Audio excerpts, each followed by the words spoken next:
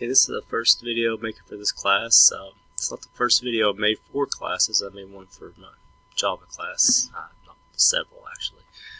But I'm still pretty new to this, so it might not be the greatest quality.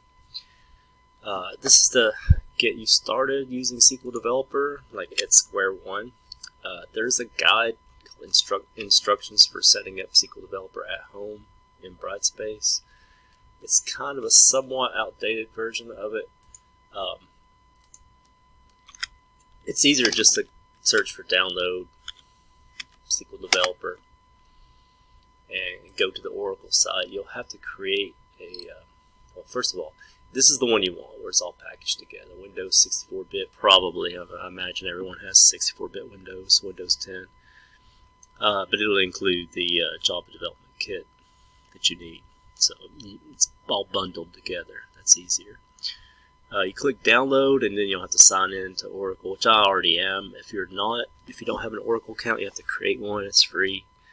If anybody has a tinfoil hat over that, let me know in email. But you'll need you'll have to get access to SQL Developer somehow or another to complete the labs in this class. Just wait for it to download and install it, and then look for my next video about how you log in with it.